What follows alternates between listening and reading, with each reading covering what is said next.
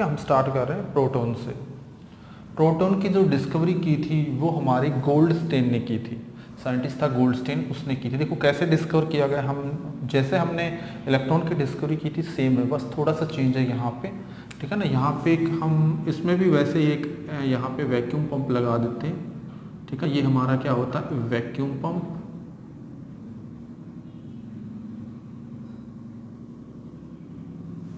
ठीक है, तो इसके अंदर क्या होता है, इसमें भी हम अलग अलग गैसेस भर के देखते हैं। पहले हम इसके अंदर हाइड्रोजन गैस फिल कर देते हैं। इसके अंदर हमारी क्या भरी होती है, हाइड्रोजन गैस, ठीक है ना। हाइड्रोजन गैस हम इसके अंदर भर देते हैं। उसके बाद में हम इसमें अलग अलग गैसेस भरते हैं। देखो क्या होता है, क्या ऑब्जर्व होता है इसके अंदर, यहाँ पे भी हम जिंक सल्फाइड की एक स्क्रीन लगा देते हैं परफोरेटेड, ठीक है ना।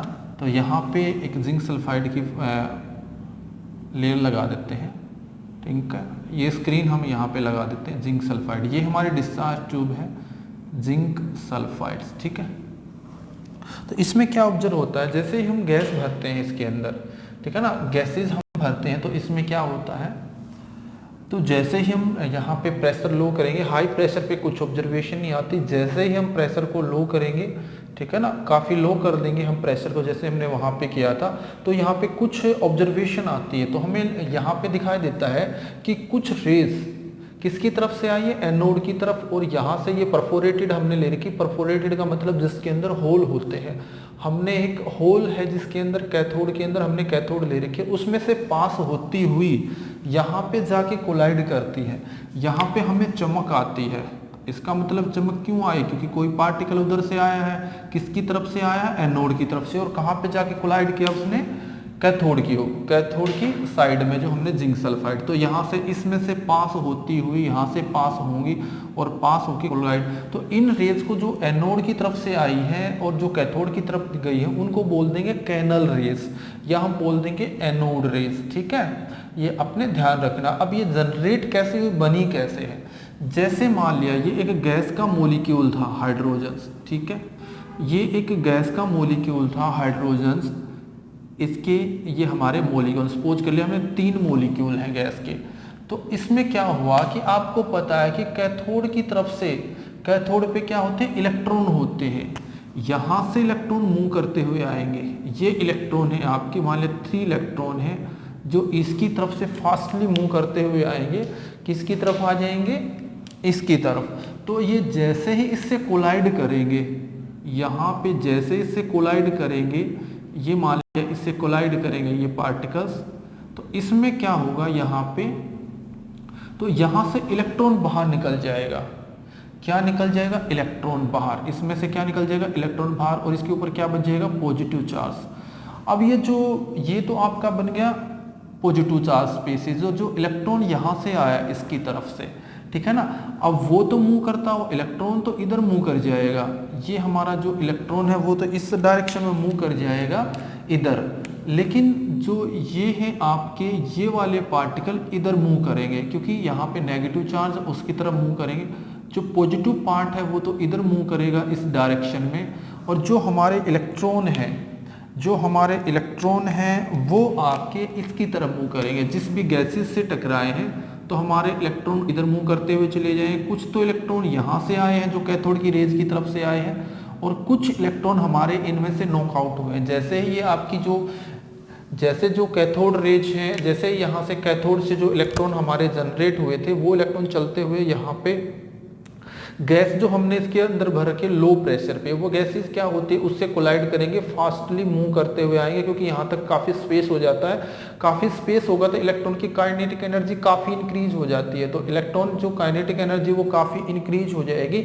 उसके बाद जैसे इस पार्टिकल से कोलाइड करेंगे उसी टाइम यहाँ से इलेक्ट्रॉन तो नॉकआउट हो जाएंगे, इलेक्ट्रॉन बाहर निकल जाएंगे, और इलेक्ट्रॉन मूव करते हुए किसकी तरफ आएंगे, पॉजिटिव की तरफ, क्योंकि एनोड के ऊपर पॉजिटिव चार्ज है, तो ये मूव करते हुए इधर आ जाएंगे। तो इसलिए हमने इनको बोल देते हैं, हम इनको बोल देते हैं, ये हमारी जो है, ये हमारी क्या है, कैथोड रेज, ये हमारी क्या हो जाएंगी, कैथोड रेज, क्योंकि ये आपकी किसकी तरफ से आए हैं, कैथोड की तरफ। और हमारे जो पॉजिटिव चार्ज है, तो इधर कौन मूव कर रहा है, हमारा जो पॉजिटिव चार्ज स्पीसीज है वो कहाँ मूव करेगी, इस डायरेक्शन में, ये हमारी इधर मूव करती हुई जाएंगी, ठीक है ना, इस डायरेक्शन में मूव करेंगे, तो इनको हम क्या बोल देते हैं, एनोड रेस। ठीक है, ये हमारी जो मैंने येलो ऐसे ग्रीन से दिखा रखी, रेड से, तो ये आपकी क्या हो जाएंगी, एनोड रेस, और ये क्या हो जाएंगी, जो इधर गई है वो हो जाएंगी कैथोड रेस। तो इस तरह हमने कैथोड की, हमने एनोड रेस की डिस्कवरी, इनको दूसरा हम कैनाल रेस भी बोल देते हैं।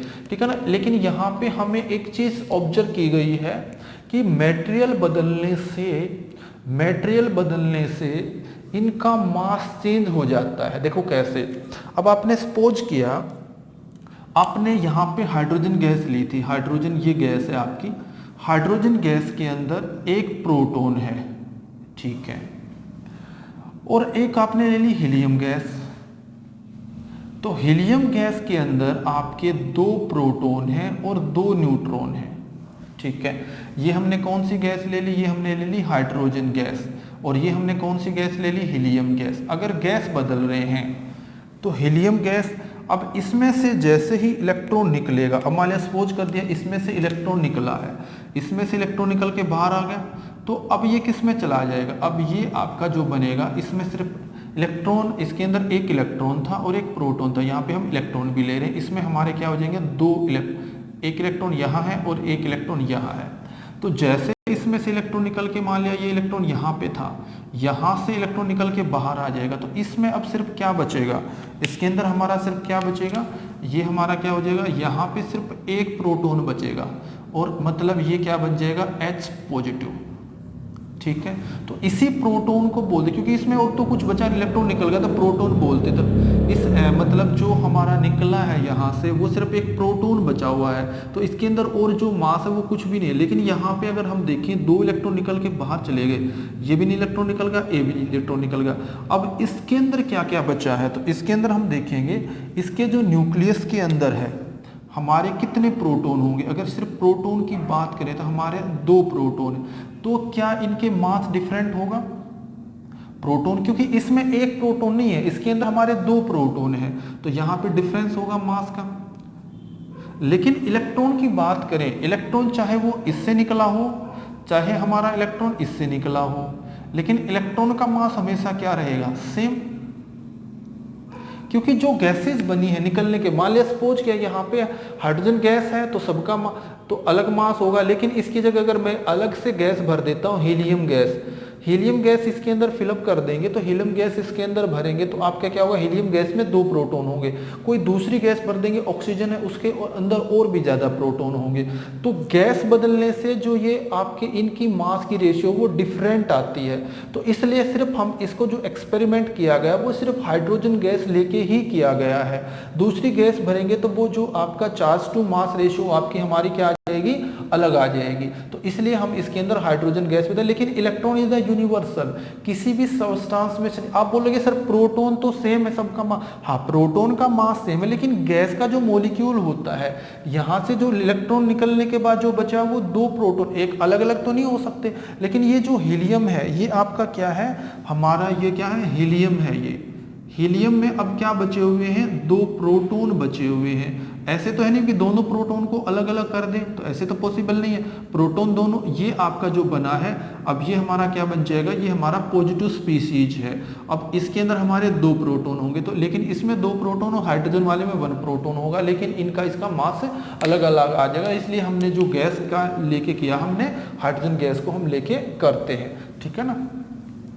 अब इसके अंदर हमारा क्या होगा, हम इसकी प्रॉपर्टी पढ़ते हैं। जैसे हमने उनकी पढ़ी थी प्रॉपर्टीज, जो आपकी स्टेट इन मोशन, सबसे पहली प्रॉपर्टी होती है स्टेट इन मोशन, ठीक है ना। ये आपकी सीधी स्ट्रेट लाइन में चलती है। नेचर कैसी है आपकी, पॉजिटिव नेचर है इनकी। क्या नेचर है, पॉजिटिव, ठीक है। अब चार्ज टू मास रेशियो निकालते हैं, ये भी निकाल लेंगे, हम अभी कैलकुलेट करेंगे। ये चार्ज टू मास रेशियो, जैसे वहां पे उसने जो जे थॉम्सन ने जो ट्यूब ली थी, उसी तरह इसकी भी चार्ज टू मास रेशियो हमने निकाली गई है। चार्ज हमें पता है, प्रोटॉन का अपोजिट हो जाएगा इलेक्ट्रॉन से, तो चार्ज हमारा कितना आ जाएगा, जैसे इलेक्ट्रॉन का पॉजिटिव नेगेटिव में था, इसका कितना आ जाएगा, इतना 10⁻⁻⁹ कूलम्स, ठीक है। मास अभी हम निकालते हैं, डिफ्लेक्शन होगा।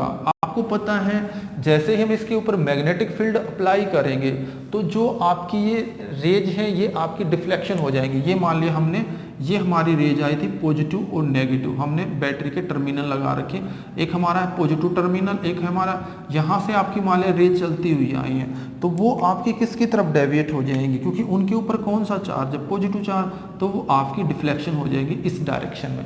इनके ऊपर मैग्नेटिक फील्ड अप्लाई करेंगे तब भी ये क्या हो जाएंगी, अपनी पाथ से डेविएट हो जाएंगी। ठीक है, जैसे जैसे और गैस बदलते रहेंगे तो मास भी बदलता रहेगा। ठीक है ना, तो आपकी इसके अंदर भी मतलब कैसी नेचर है इनकी, नेगेटिव नेचर। तो इस तरह हम चार्ज का भी पता लगा सकते हैं, नेचर का हमें पता लगा लेंगे, मैग्नेटिक फील्ड या इलेक्ट्रिक फील्ड अप्लाई करेंगे तो वो क्या होगा, हमें पता लग जाएगा उसके ऊपर कैसा चार्ज है, पॉजिटिव चार्ज हमारा होगा। मास और इसको हम कैसे कैलकुलेट करेंगे वो हम देखते हैं। देखो मास को हम कैसे कैलकुलेट करेंगे, देखो इसके जैसे हमने जे थॉमसन वाले में किया था वैसे ही हम इसकी भी चार्ज टू मास रेशियो निकाल लेंगे। तो यहाँ से चार्ज टू जो मास रेशियो निकाल लेंगे वो हमारी आ जाएगी 9.58 10⁻⁴।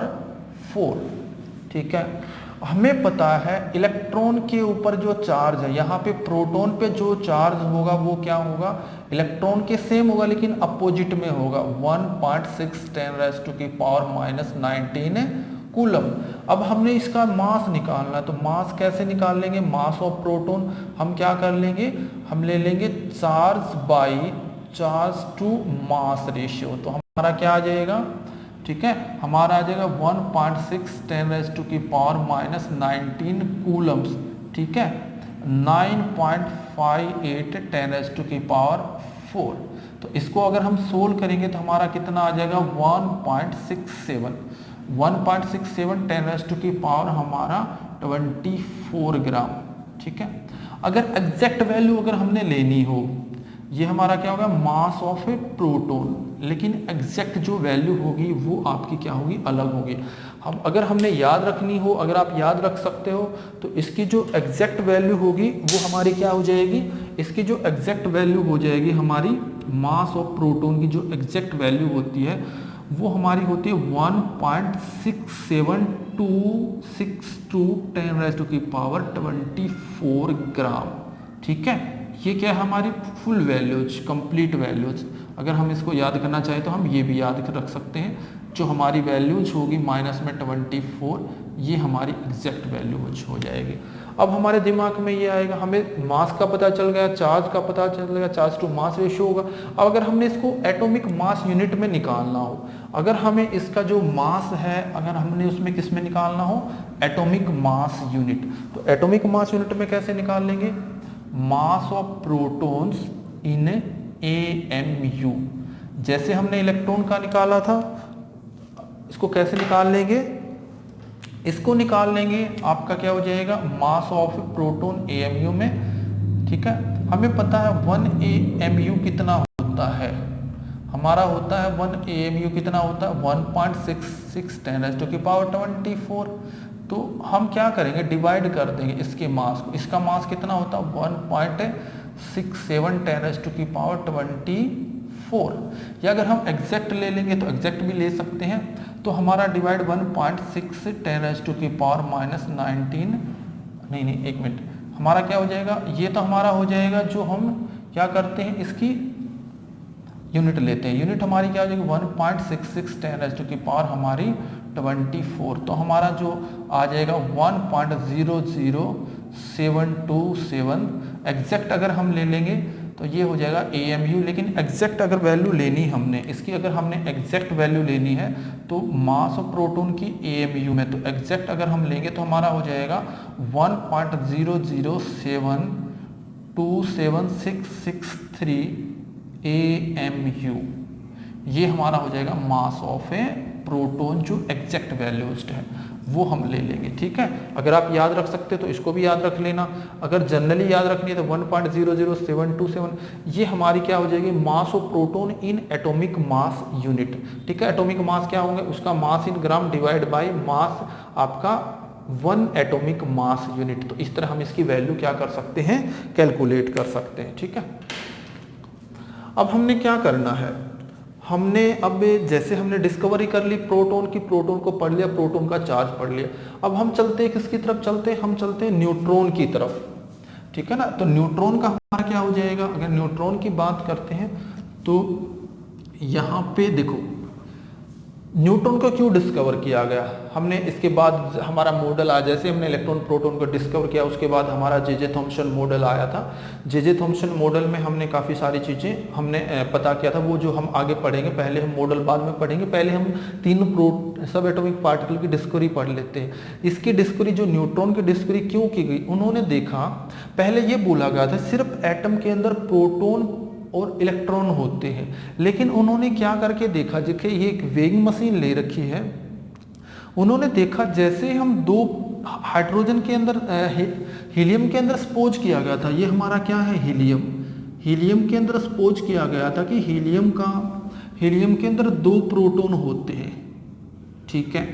तो इसका मास अगर हम देखें तो हाइड्रोजन में एक हाइड्रोजन में 1 प्रोटॉन होता है, 2 हाइड्रोजन में 2 प्रोटॉन होते हैं। तो हमने क्या किया, इनको वे करके देखा, हमने क्या किया, हमने 2 हाइड्रोजन के एटम को रखा, उसके साइड में हमने 1 हीलियम के एटम को रख के देखा। तो हम क्या ऑब्जर्व करते हैं कि जो इसका मास है वो आपका कितना आना चाहिए था, 2 प्रोटॉन है तो इसके बराबर में रखेंगे तो हमारा जो इसका मास आना चाहिए था, मास ऑफ प्रोटॉन आना चाहिए था 2 एटॉमिक मास यूनिट, लेकिन ये क्या आना चाहिए था, लेकिन एग्जैक्ट क्या आया, मास ऑफ प्रोटॉन हमारा कितना आया, एग्जैक्ट वैल्यू हमारी ये आई 4 एटॉमिक मास यूनिट। इसका मतलब क्या हुआ, जो आपका हीलियम है सिर्फ उसके अंदर प्रोटॉन नहीं है, उसके अंदर कुछ सब एटॉमिक पार्टिकल और है। इसी तरह बाकी भी सब्सटेंस को हमने देखा कि जब हम उसका सिर्फ प्रोटॉन मान के उसका मास लेते हैं तो उसका मास इक्वल नहीं, रेफरेंस हमने हाइड्रोजन ले लिया, हाइड्रोजन को लेके, क्योंकि हाइड्रोजन में कोई न्यूट्रॉन नहीं होता, तो हाइड्रोजन को रेफरेंस लेके जब दूसरे सब्सटेंस का, दूसरे एलिमेंट का जब हम मास कैलकुलेट करते हैं तो वो मास हमें क्या मिलता है, डिफरेंट मास मिलता है। तो इससे क्या हुआ कि ये पता चला कि जो हमारा न्यूट्रॉन, जो आपका इलेक्ट्रॉन प्रोटॉन की बजाय एटम के अंदर एक सब एटॉमिक पार्टिकल और होता है, जिसको हमने क्या बोल देंगे, हमारा क्या होता है, न्यूट्रॉन होता है। तो इस तरह फिर न्यूट्रॉन की डिस्कवरी के ऊपर एक्सपेरिमेंट स्टार्ट हो गए। न्यूट्रॉन की जो डिस्कवरी की गई है वो चैडविक ने की गई है। देखो चैडविक ने क्या किया, चैडविक ने इसको कैसे डिस्कवर किया गया, चैडविक ने क्या कर लिया, एक मेटल ले ली यहाँ पे, ठीक है, किसकी मेटल ले ली, बेरिलियम की। कोई भी लाइट एलिमेंट, ये हमेशा क्या लेगा, लाइट हल्का एलिमेंट हमने ले लिया यहाँ पे, इसके ऊपर क्या किया हमने, अल्फा पार्टिकल की बम्बार्डमेंट की। बम्बार्डमेंट होता है अल्फा पार्टिकल लगातार इसके ऊपर कोलाइड करते रहेंगे, अल्फा पार्टिकल के उसके ऊपर बम्बार्डमेंट की। तो क्या हुआ, जैसे ही बेरिलियम के ऊपर अल्फा पार्टिकल इसने अब्जॉर्ब कर लिया, उसको जो अल्फा पार्टिकल प्रोड्यूस हुई, अब्जॉर्ब करने के बाद उसने फिर अपने आप को क्या कर दिया, ट्रांसफर कर दिया। आपको पता है जो अल्फा पार्टिकल होती है वो क्या होती है, हीलियम के बराबर ही होती है, उसका मास और उसका एटॉमिक नंबर हीलियम के बराबर होता है, लेकिन फर्क क्या है, इसके ऊपर 2 पॉजिटिव चार्ज होता है। तो जैसे ही ये इसके अंदर अब्जॉर्ब हुई तो टोटल मास हमारा कितना हो जाएगा, ठीक है, टोटल हमारा मास कितना होगा 13, और टोटल एटॉमिक नंबर कितना हो जाएगा, टोटल 2 4, टोटल हमारा कितना हो जाएगा 6। लेकिन ये हमें क्या मिलता, 12 मिलता। इसका मतलब क्या हुआ कि यहाँ पे एक सब एटॉमिक पार्टिकल और हमारा डिस्कवर हुआ है, जिसको हमने नाम दे दिया गया न्यूट्रॉन्स। इससे क्या पता चला, हमें क्या निकल के आया, न्यूट्रॉन। तो जैसे हमने क्या किया, अल्फा पार्टिकल की जब बम्बार्डमेंट करते हैं हल्के एलिमेंट के ऊपर, लाइट एलिमेंट के अंदर, तो हमें नजर आता है कि वो जो हमारा एलिमेंट है वो नए एलिमेंट में ट्रांसमिट हो जाता है, नए एलिमेंट में चेंज हो जाता है, और उसके बाद उसमें से कुछ सब एटॉमिक पार्टिकल, कुछ पार्टिकल निकल के बाहर आते हैं। तो साइंटिस्ट ने, जो चैडविक था, उसने उन पार्टिकल का नाम दिया, वो आपके क्या है, हमारे क्या होंगे, वो हमारे होंगे न्यूट्रॉन्स, ठीक है।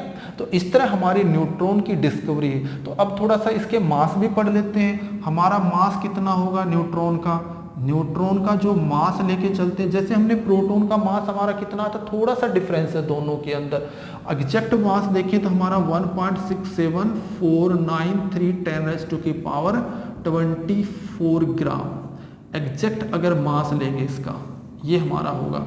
लेकिन अगर जनरली हम यहाँ तक ही लेते हैं 1.67 तक, ठीक है। अगर हम इसका एटॉमिक मास, इसका मास लेंगे, यहाँ पे न्यूट्रॉन का अगर मास लेंगे स्मॉल एन से दिखाते हैं। न्यूट्रॉन का अगर मास लेंगे किसके अंदर, AMU के अंदर, तो हमारा उस टाइम निकल के आएगा 1.0086654 एटॉमिक मास यूनिट, ये हमारा मास निकल के आया। अगर हमने किसका लिया है, न्यूट्रॉन का मास अगर हमने लिया है एटॉमिक मास यूनिट। अगर आप इनको दोनों को याद कर सकते हो, दोनों को याद कर लेना। तो इस तरह हमने तीनों सब एटॉमिक पार्टिकल की डिस्कवरी इसके बारे में पढ़ लिया। अब हम आगे पढ़ेंगे मॉडल, जो एटम के क्या क्या मॉडल